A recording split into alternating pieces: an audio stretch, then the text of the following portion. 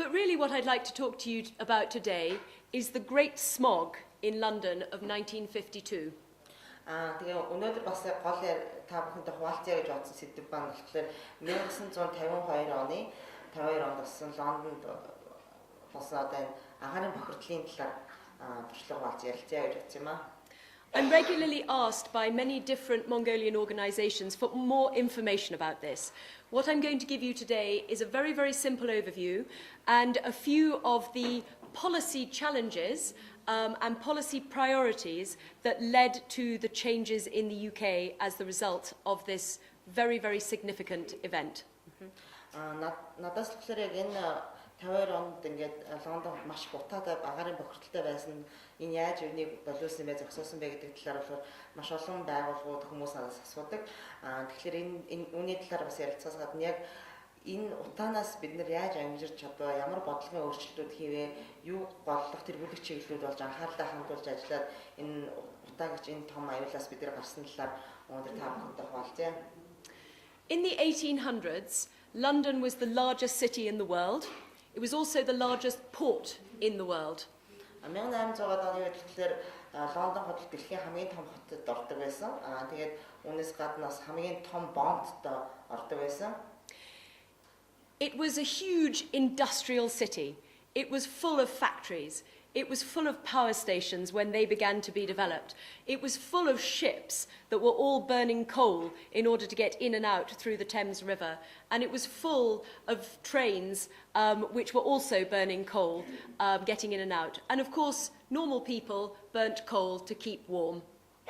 Тэгээ энэ үед болохоор яг үйлдвэржилтийн иргэн эхэлж байсан маш олон үйлдвэрүүд баригдаад, цахилгаан станцууд баригдаад, маш олон түрүүн хэлжсэн бомб байсан учраас олон хөтөлбөр онгоцууд Тэмс мөрний явах болсон. Тийм учраас энэ олон үйлдвэржилтийн ихээр улам их нүүрс шатааж яж одоо эрчим хүч гаргаж авч ирсэн. Тэгэхээр мөн бас зүгээр энгийн иргэдж гисэн гэртээ дулаан байх үүднээс нүүрс шатаадаг байсан. London became almost the same thing when you thought of it as smog. London will always be a foggy city because England is very wet and damp, but here you had this mixture of fog and huge amounts of coal-based pollution. And it became deeply intertwined with our cultural perception of London in the 1800s and into the early 20th century. Тэгэхээр энэ үед болохоор Лондон хот гэхлээр ер нь хүмүүсийн утаа баг харагддаг болтлоо тийм зүйлтэй Лондон хотын зүйлэгддэг болсон. Яг нь манай одоо энэ орны хувьд Лондон хотын хувьд тэр тусмаа цагаагаар болохоор байнга үйлдвэрхэг байдаг газар. Үйлдэл байна, утаатай байна гэдэг маань хоёулаа шал өөр тий. Тэгэхээр яг энэ утаатай энэ байдал маань болохоор манай энэ соёлд ч гэсэн хүмүүсийн соёл урлагт бас их нөлөөсөн. Энэ утааны талаар бол тэгэхээр утаа нөлөөлөд Here we have a quotation from Charles Dickens. We won't translate it in full, but basically it says, "Smoke is falling like snowflakes, but black ones, because it is a funeral for the sun that you can no longer see." Тэгээд энэ дээр тэр зохиол Charles Dickens-ийн өөрийнхөө зохиолтой бас энэ утааг юутай зөвөрлсөн байна вэ гэхээр яг л одоо утаа бол яг цас орж байгаа юм шиг ингэж дээрээс унж байсан. Энэ болохоор ингэж маш утаатай байснаар нар яг хүж байгаа юм шиг харагдаж байсан гэж одоо зохиолтоос зөвөрлсөн байдаг. For anyone who likes watching programs about Sherlock Holmes, a lot of the sense of murder and crime was also linked to these dark streets, which were compared with walking through soup.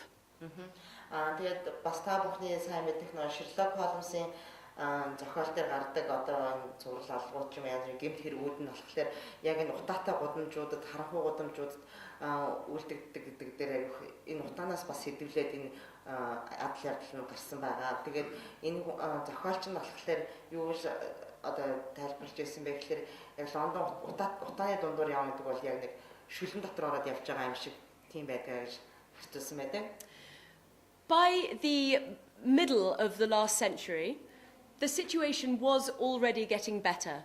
you naturally had had technological advances, which meant that there were less use of coal, and that some of the power stations and some of the factories had started to move outside of London as the roads and the rail links became faster. Тэгээд өнгөрсөн зууны дунд үеэс болохоор яг хуу байдал сайжирч ирсэн яа гэвэл техник технологи хөгжих ирээртэй. Тийм учраас том зарим нэгэн цахилгаан станцууд үйлдвэрүүд нь яг Лондон хотоос гарч ирсэн яагаад гэвэл дэд бүтэц зам төмөр зам энэ хөгжихээр Лондон хотоос гарсан. But then in 1952 we had this event which we call the Great Smog. Тэгээд харин 1952 онд бидний одоо basically, because of atmospherics, the moist air in the winter with a temperature inversion meant that the particles of smoke started to collect water and create this very, very thick smog, not dissimilar to the smog that you see in Ulaanbaatar, but much, much worse. Маш чиглэг учраас агаарт хоригдлогдсон уснуудад нөгөө нэг нүүрс хүчлийн хийнүүд навч наалдаад одоо ийм утаан бүрхүүл үүсгэсэн байгаа байхгүй юу. Тэгэхээр энэ тэр утаа болохоор ийм бүрхүүлэн утаа болохоор одоо манай Улаанбаатар хот гарч байгаа бидний арж байгаа утаа шиг энэ утаас бүр илүү тийм дор ийм хортой тийм утаа байсан. To give you an example, in central London, visibility fell to less than 10 meters. Энэ үнийг одоо нэг жишээ ярих гэх юм бол Лондон хотын төвөөр ихэд 10 метр зайд бол юм харагдахгүй тийм утаатай байсан. And here are some photos to give you an idea of what it was like. Тийм тэр үеийн зургуудаас устаа бүхэн сонирхолтой.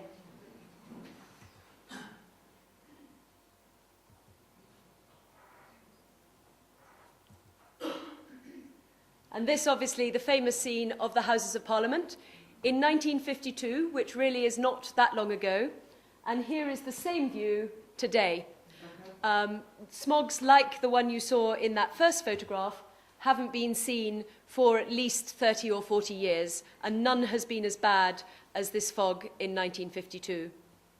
Энэ зургуудад тэгэхээр парламентын ордон харагдаж байна. 1952 онд ямар утаатай харагдахгүй байгаа харагдаад 2017 он дараагийн зурган дээр нь болохоор одоо байгаа байдал нь бол ямар өөрчлөлтсөн байгааг харагдаж байна. 52 он гэдэг бол бас нэг тийм ч олон жилийн өмнө биш. Гэхдээ яг энэ их утаа бол сүүлийн 30-40 жилд бол дахиж ингэж харагдаагүй. Тэгээд ямар ч байсан барилга байгууламжийн санийх шиг ихээр дахиж харагдаад байна. So the first thing to say is this had always been a problem. So what was different about 1952, and why did that lead to very significant changes in how the government responded to pollution? Тэгээд яг 1952 онд бас энэ утаанаас үүсээд яагаад энэ утааг онцолж авч үздэг юм бол энэ утаанаас 52 онд бас энэ үйл явдлаас хойш бол засгийн газар маань томоохон алхмуудыг хийгээд энд бол өөрчлөлтүүдийг хийсэн байгаа. The first is to say that this was exceptionally bad. So in this scenario in 1952, you had a crisis of pollution rather than the normal levels that were still unacceptable, but not a crisis. London's hospitals filled up with families who were suffering from respiratory illness, and particularly children who had been affected by the pollution. Тэгээд тэр үед болохоор Лондонгийн эмнэлгүүд тэр чигээр болохоор маш олон өвчнөр дүүрсэн байсан голцоо амьсгалын замын өвчнөр өвцөн хүмүүс тэр дундаа хүүхдүүд бол энд бол маш хонгонд хамрагдсан. Another thing that changed was medical treatment had got better, and medical data collection had also got better. So as a result, shortly after this event, the various public health authorities were able to prove that around 4,000 additional people had died during those 4 days, and over the course of the next few months, up to 12,000 more people had died of diseases that were connected to the pollution, whether that was heart attack, stroke, etc. Тэгээд мэдээж яг одоо бол эрүүл мэндийн салбар бол маш хөгжсөн байгаа тийм эрүүл мэндийн одоо энэ мэдээлэлч гэсэн ихтэй болсон. Тухайн үед болохоор яг энэ эрүүл мэндийн салбар хөгжиж явах үед болохоор ямар тоо баримтууд гаргасан бэ гэхээр яг энэ 4 хоног бол яг маш их утаатай байсан. Энэ бол 4,000 орчим хүн энэ утаанаас болж нас урсан байна гэдэг тоог тухайн үед байгууллагууд эрүүл мэндийн байгууллага гаргаж ирсэн. Гэхдээ энэ утаа их утааны дараа дараагийн саруудад нь 3-4 сарын хугацаанд нийтдээ 12,000 хүртэлх тонны хүн нас урсан байна гэдэг тоо гарсан. Энэ нь болохоор амьсгалын замын өвчнөч бай одоо зүрхний шигдээс ч юм уу ийм утаатай холбоотой өвчнүүдээр ингэж 12,000 хүн нас урсан байна гэдэг тоо гарч ирсэн. So a combination of the media being able to beam these photographs into everyone's houses, the fact that you had better data on the consequences of the fog, meant that there was greater social pressure from people, greater ability for civil society to mobilise, and a greater pressure, therefore, on Parliament in the UK. Тэгээд энэ үед болохоор эрүүл мэндийн одоо яг хүмүүсийн ингэж хохирч байгаа талаарх мэдээллүүдийг маш сайн цуглуулснаар тэгээ мөн хэвлэл мэдээллийн байгууллагууд болохоор одоо саяны төрүүлсэн зургуудыг ингээд олон нийтэд ингэж хэмжээгээр тарааснаар болохоор ард түмнээс парламентд очих дарамт бол ихсэн. Одоо ингэ өөрчлөлт хийх шаардлагатай байна гэсэн шахалтуудыг тавьж ирсэн. So a few months after the Great Smog, the Parliament was putting a lot of pressure on the government to take concrete legislative steps to address this issue. The government, however, didn't want to do that. The reason was there was already legislation called the Public Health Act, which they thought was sufficient, in theory, to protect people from this sort of smog happening. Тэгээд ингэж ард түмний шахалтаас болоод парламент болохоор засгийн газартаа шахалт үзүүлсэн. Одоо шинээр хууль тогтоох батлаач энэ утааны эсрэг хуультай батлаач гэсэн шахалтууд тавьж ирсэн. Гэхдээ тухайн үеийн засгийн газрын зүгээс болохоор энэ дээр болохоор нэг арга хэмжээ авах хүсэхгүй байсан. Яагаад гэвэл тухайн үед хэрэглэгдэж эрүүл мэндийн хуулийг болохоор энэ утаатай тэмцэхэд утааг арилгахад хангалттай гэж үздэг байсан. The problem was the Public Health Act focused on people's right to a healthy environment. It didn't actually say anything about how you created that environment. Тухайн үед байсан тэр эрүүл мэндийн тухай хуулийн дээр болохоор иргэн бүр одоо эрүүл аюулгүй орчин амьдрах хэрэгтэй гэж зааж өгсөн байдаг. Гэхдээ тэр эрүүл аюулгүй орчинд нь яаж бүрдүүлэх ёстой юм бэ гэдэг талаар ямар заалт байгааг байсан. And the pressure on Parliament and the pressure on the government continued and increased. And so the government set up what was called the Beaver Committee. Beaver was the name of the person who led the committee, to investigate what might be done about the pollution levels to ensure that a smog like the Great Smog never happened again. At the same time, the London City Council also set up a working group on air pollution. And both of those two bodies reported their conclusions roughly a year later. Тэгээд парламент засгийн газрын шахалтан дээр орсон байсан учраас парламентын зүгээс Биврийн хороо буюу одоо энэ хороо байгуулсан хүнээр нэрлсэн юм хороо байгуулсан байгаа. Энэ дээр болохоор яг энэ утааны одоо хүнд яаж нөлөөлөд байгаа юм бэ? Яаж энийг зогсоох вэ гэдэг юм судалгаа яаж ажилласан байгаа. Яг энэ хороог ингэж ажиллаж байгаа үед болохоор бас Лондон хотын зөвлөлөөс бас хороо байгуулад энэ дахиж одоо энэ 52 оны шиг ийм их утааг үсэхгүй байхаар ямар арга хэмжээ авах талаар судалгаа хийгээд ажиллаж гисэн байгаа. Тэгээд яг энэ их утаанаас хойш бол 1 жилийн дараа энэ хоёр хороо маань өөрсдийнхөө саналлуудыг зөвлөмжүүдийг гаргасан байгаа. Both of these bodies concluded that more was needed.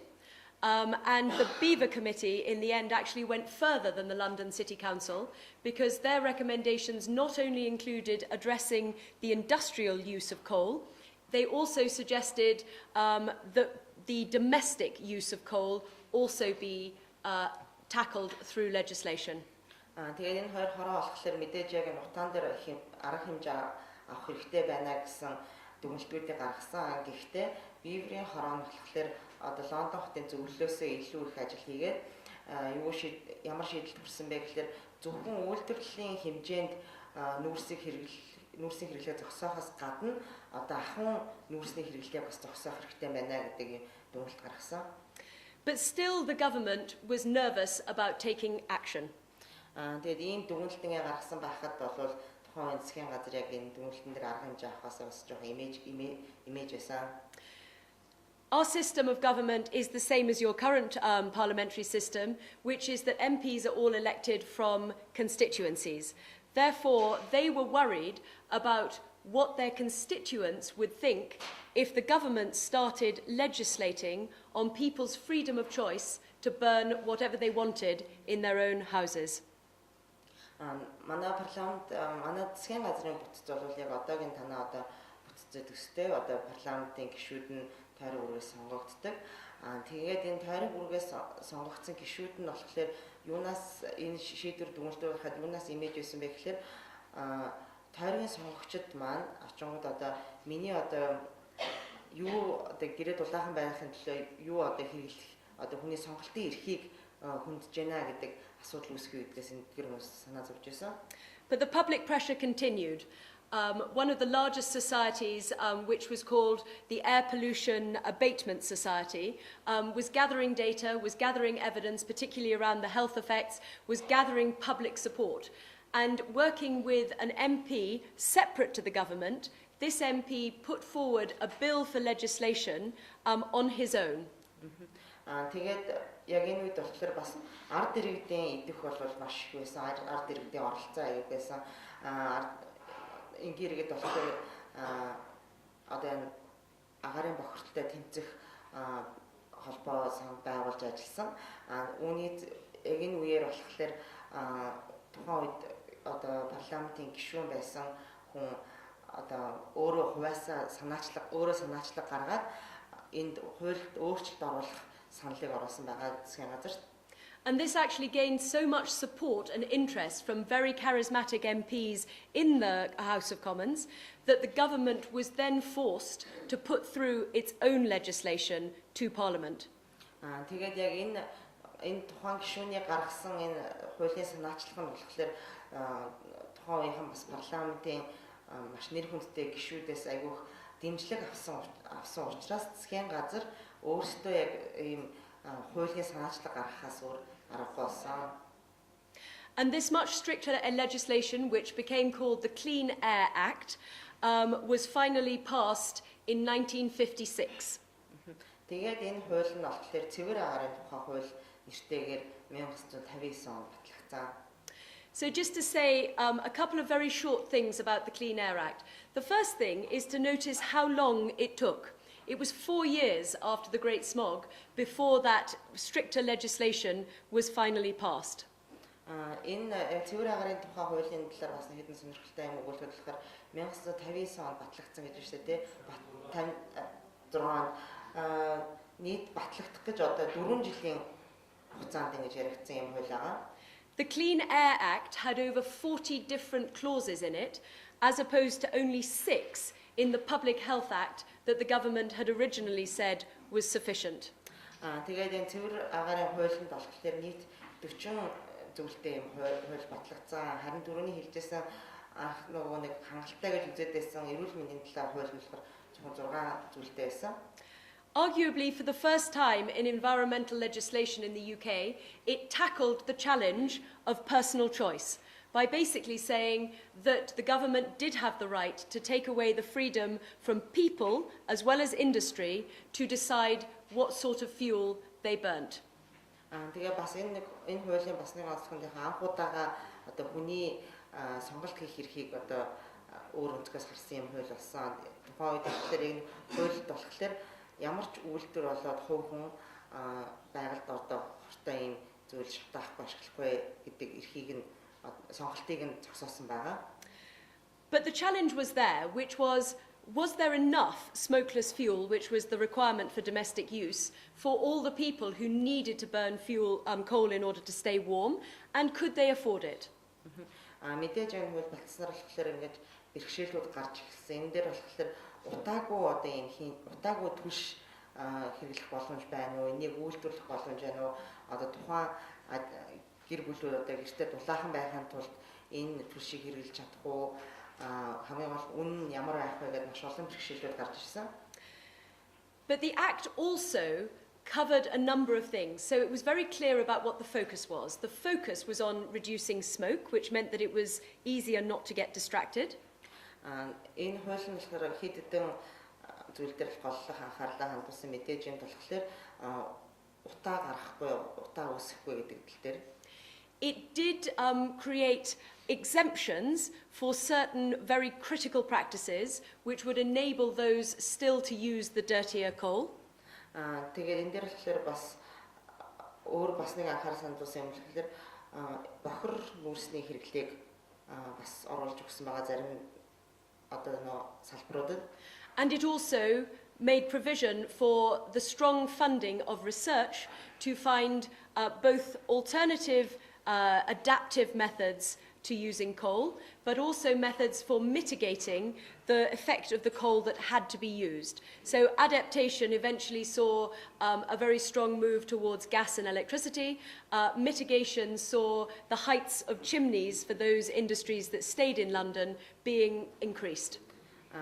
Бас гол санхүүжилтийг болохоор голлох санхүүжилтийг бас судалгаан дээр төвлөрүүлсэн байгаа. Энэ нь болохоор нүүрсээс өөр ямар түвш хэрэгжилж болох вэ? Энэ ямар боломжууд байна гэдэг судалгаан дээр анхаарлаа хандуулахаар санхүүжилт гаргасан байгаа. Нөгөөх нь болохоор нүүрс хэрэглэхээс үл аргагүй байгаа одоо үйлдвэрүүд байгаа. Тэднийг одоо энэ гаргасан утаа энэ бохирдлыг яаж арилгах тал дээр бууруулах тал дээр ажиллах вэ гэдэг ийм хоёр юм дээр анхаарлаа хандуулсан. Ялангуяа Лондон хотод байсан дээр нүүрс хэрэглээд байгаа үйлдвэрүүдийн яндангийн өндрийг бол дээшлүүлэх гэх мэтээр ийм анхаарал хандуулсан байгаа. And in 1959, the government also began a national survey on air pollution. And basically, this survey was there to provide the evidence base that the Clean Air Act was actually having the impact that it had intended to have. Тэгээд 1959 онд болохоор засгийн газраас олон нийтийн судалгаа явуулсан байгаа. Энэ судалгаанаар энэ цэвэр агаар гэсэн энэ хууль нь яг үнэхээр энэ хүмүүстээ үйлчилж чадж байна уу, үр дүнгээ өгч чадж байна уу гэдгийг харах нь энэ олон нийтийн санал асуулах судалгааг явуулсан. I'm going to stop there on the Clean Air Act. It did have several revisions. It was consolidated. We now, as part of the EU, work under EU clean air legislation. But that gives you an idea of how we went from 1952 to 1959 when the first impact assessment was done. Тэгээ одоо болохоор яг энэ хуулийн талаар ингээд яриагаа дуусгая. Тэгэхээр энэ нь болохоор энэ одоогийн байдлаар болохоор энэ хуулийг бол маш олон удаа ингээд дахин хэлэлцээд өөрчлөлтүүд оруулаад явсан байгаа. Одоо бид нар Европын холбооны энэ холбоо хууль тогтоомжийг бүрддэг байгаа. Гэхдээ энэ болохоор энэ 1952 оноос 1959 оны хугацаанд ямар өөрчлөлтүүд гарсан байна, ямар ажлууд хийгдсэн бэ гэдгийг харуулах зорилготой би саяны энэ хуулийн талаар ярьлаа. That's not to say that London still doesn't face pollution challenges. We do. They're just different. Today, the problem is not about coal. It's not about industrial problems. It's not about domestic problems.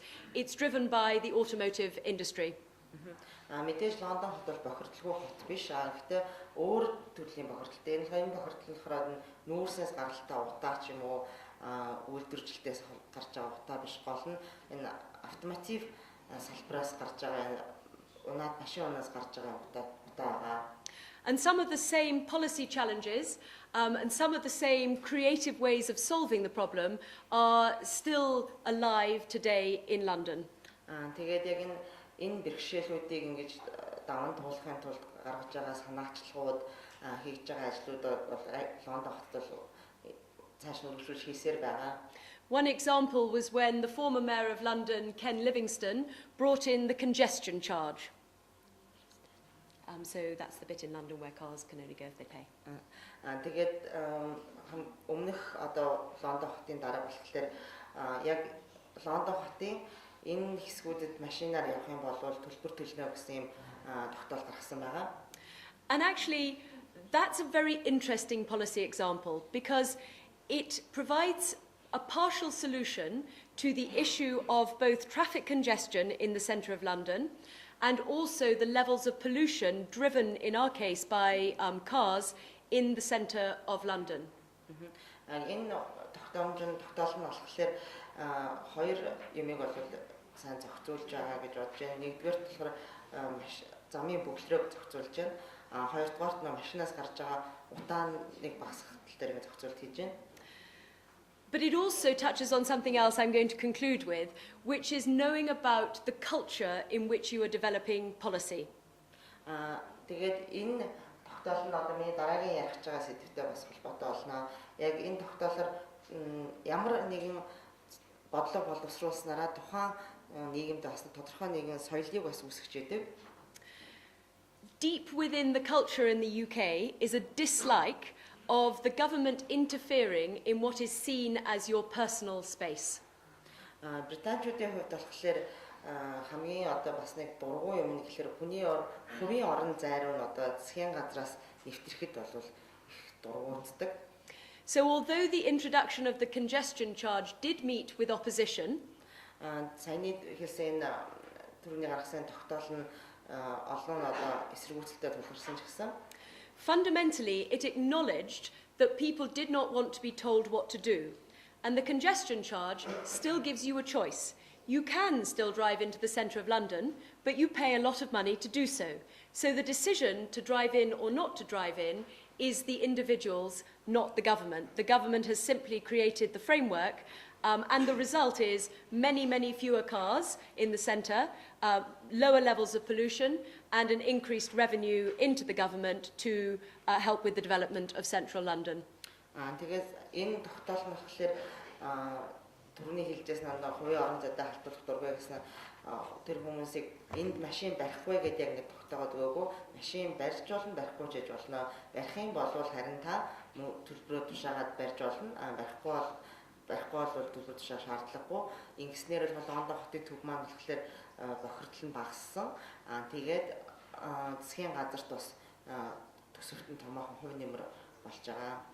So I think to conclude with this final slide, I've set out what for me are some of the lessons that the UK policymakers faced when dealing with this challenge.